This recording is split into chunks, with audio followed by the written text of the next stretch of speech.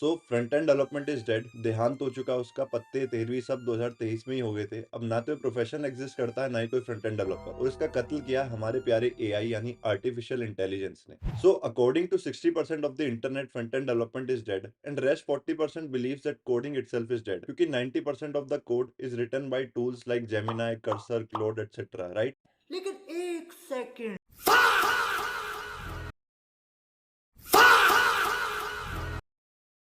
और अगर इन कंपनीज के टूल दुनिया का 90% कोड लिख सकते हैं, तो अभी भी ये कंपनीज डेड प्रोफेशन को इतने हाई सैलरीज पे क्यों हायर कर रहे हैं? अरे देवा, ये गड़बड़ है बाबा। 2023 से 2025 के बीच आईटी में ग्लोबली करीब 5.5 लाख लेऑफ्स हुए। मेजोरिटी ऑफ द पॉपुलेशन को लगता है इन लेऑफ्स के पीछे की वजह एआई एडवांसमेंट थी, पर असल कहानी कुछ और है। नंबर्स की माने तो इन सारे लेऑफ्स में एआई का कंट्रीब्यूशन सिर्फ 10 से 15% ही है। तो इन लेऑफ्स के पीछे की असल वजह क्या थी, and why internet and media force you to believe that it was AI all along and kept you in dark? तो ये पूरी कहानी जानने के लिए हमें जाना पड़ेगा 2020 में। डरो मत, लिटरली नहीं फिगरेटिवली चलते हैं 2020 में। तो 2020 में था global lockdown due to pandemic. Business को सरवाइव करने के लिए इंटरनेट पे आना नेसेसिटी बन चुका था, जिसकी वजह से आईटी सर्विसेज और इंजीनियर्स की डिमांड बहुत ज्यादा बढ़ गई। आईटी फर्म्स को बहुत सारे प्रोजेक्ट्स और फंडिंग मिलने लगी। It was literally golden times for engineers, specially web developers. In fact मैंने भी अपना करियर लकीली उसी टाइम शुरू किया था। उस टाइम सिचुएशन कुछ ऐसी थी, जो कंपनीज हायरिंग के लिए 4-5 राउंड्स ऑफ इंटरव्यू कराती थी, वो भी दूसरे राउंड में ही ऑफर लेटर रिलीज कर रहे थे। सर्विस बेस्ड कंपनीज में भी एवरेज सैलरीज में करीब 37% हाइक देखा गया। जो लोग स्विच कर रहे थे वो इजीली 200-200% का हाइक ले पा रहे थे। अब 2020 और 21 में लोग घर से काम कर रहे थे, आईटी के पास काम बहुत था, लेकिन काम करने के लिए फंड भी बहुत ज्यादा था। तो इसीलिए कंपनीज ने इंजीनियर्स को बल्क में हायर किया, मतलब 4-5 बंदों के काम के लिए भी कंपनी 7-8 इंजीनियर्स हायर कर रही थी। तो इस टाइम पीरियड में आईटी इंडस्ट्री बूम कर रही थी। इंजीनियर्स को ऑलमोस्ट मुंह मांगे टर्म्स एंड कंडीशन और सैलरीज मिल रही थी। On top of work from home they are getting perks like work from anywhere, flexible working hours, unlimited leaves and lot more. तो इस दौरान बहुत सारे लोगों ने घर बैठे बैठे डालगोना कॉफी बनाई, टिकटॉक वीडियोस बनाए, तंदूर पिज्जा बनाया, और भी बहुत सारे आलतू फालतू काम किए, बस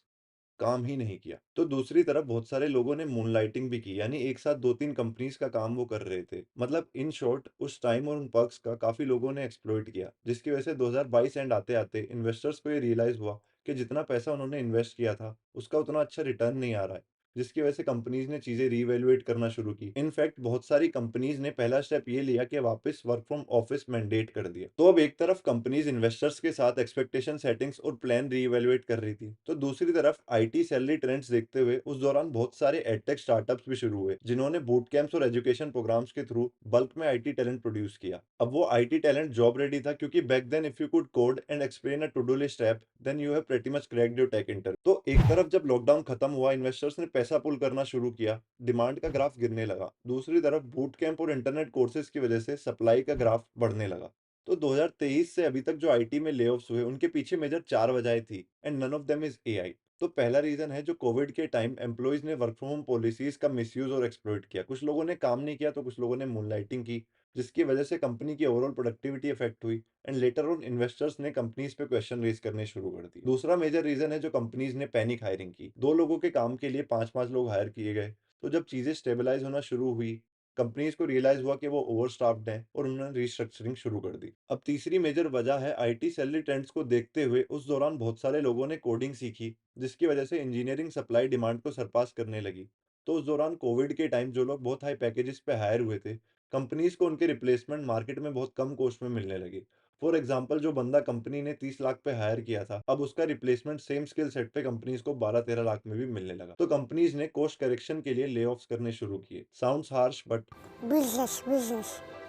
अब चौथा रीजन है ग्लोबल वॉर्स, जैसे रशिया यूक्रेन, इसराइल हमास। अब इनसे डायरेक्टली आईटी सेक्टर तो इफेक्ट नहीं हुआ, बट इन्होंने ग्लोबल इकोनॉमी की कमर तोड़ दी, जिसकी वजह से इन्फ्लेशन बढ़ा, इंटरेस्ट रेट स्पाइक हुए।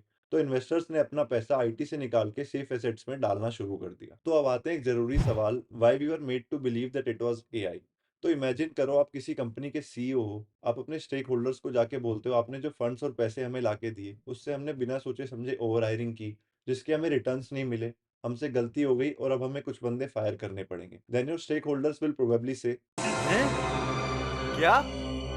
ये क्या बक रहे हो?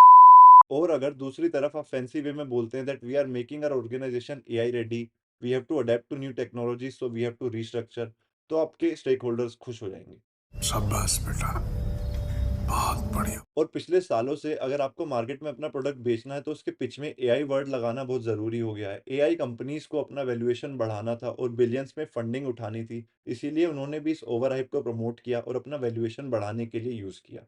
सो टू समराइज, आईटी कंपनीज़ ने एआई को एज़ अ स्केपगोट यूज़ किया अपनी ओवर हायरिंग और पुअर मैनेजमेंट की गलती छिपाने के लिए। दूसरी तरफ एआई कंपनीज़ ने इस ओवरहाइप को प्रमोट किया ताकि वो अपना वैल्यूएशन बढ़ा सकें। तो अब हम बात करेंगे क्यों 2026 में एआई इंजीनियर्स को रिप्लेस नहीं कर सकता। हम बात करेंगे मैथ्स और नंबर्स की, ना कि वो क्लीशे एआई लिमिटेशंस की जो आपको ऑलरेडी पता है। सो majorly I have identified 3 main reasons जिनकी वजह से एआई को किसी भी इंजीनियर को लार्ज स्केल पे रिप्लेस कर पाना अभी फिजिबल नहीं है। तो पहला है कॉस्ट ऑफ ऑपरेशन। अब गूगल सर्च को पावर करने के लिए कंपनी का कॉस्ट आता है कुछ माइक्रोसेंट्स, यानी कि कुछ पैसे। वहीं एआई क्वेरी के केस में ये कॉस्ट 10 गुना ज्यादा बढ़ जाता है और कॉम्प्लेक्स एआई क्वेरीज के केस में ये कॉस्ट और भी कई गुना ज्यादा बढ़ सकता है। इवन सैम ऑल्टमैन ने एडमिट किया that company is losing money even on $200 pro plan because people are using it way more than their expectations. तो इस केस में जब कॉस्ट ऑफ रनिंग प्रॉफिट से ज्यादा रहेगा तो ये मॉडल सस्टेनेबल नहीं रहेगा और इवेंचुअली जब इन्वेस्टर्स का पैसा खत्म होने लगेगा, so it will become difficult for companies to afford AI and they will eventually shift to human engineers along with limited usage of AI.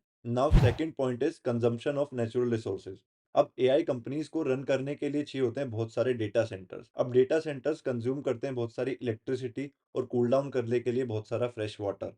एक रिसर्च के मुताबिक एआई सर्वर्स ने 2024 में उतनी इलेक्ट्रिसिटी कंज्यूम की जो इनफ होती है 72 लाख घरों को पावर करने के लिए। स्टैनफोर्ड की एक रिसर्च के मुताबिक किसी बड़े एआई मॉडल को ट्रेन करने के लिए करीब 1250 मेगावाट पर आवर के हिसाब से बिजली कंज्यूम होती है, जो कि एमिट करता है करीब 502 tons of carbon dioxide, which is more pollution caused by a car driving to the moon and back. And not only electricity, but these data centers are thirsty for water as well. तो जब आप अपने favourite AI tool को कोई email लिखने बोलते हैं तो वो तकरीबन आधा लीटर पानी डेटा सेंटर्स को पिला देता है। And this data centres uses fresh water and not ocean water, क्योंकि ओशियन वाटर नमकीन होता है which can damage the infrastructure of data centre. Now third point is AI models को ट्रेन करने के लिए H100 B100 जैसे पावरफुल जीपीयूज का यूज करना पड़ता है, जिसकी डिजाइनिंग एनवीडिया करती है, बट उन्हें फाइनल पैकेजिंग और मैन्युफैक्चरिंग के लिए ताइवान की टीएसएमसी कंपनी के पास भेजा जाता है।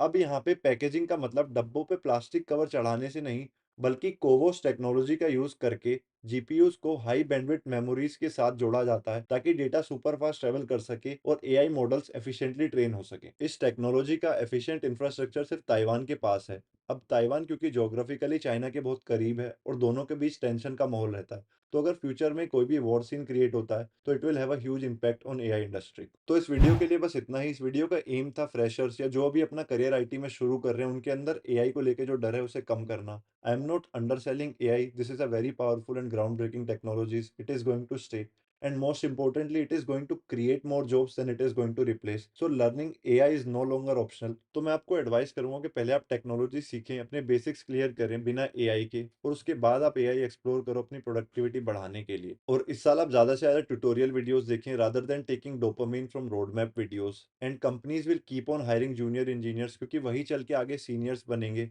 So make sure to give yourself a solid foundation and thanks for watching.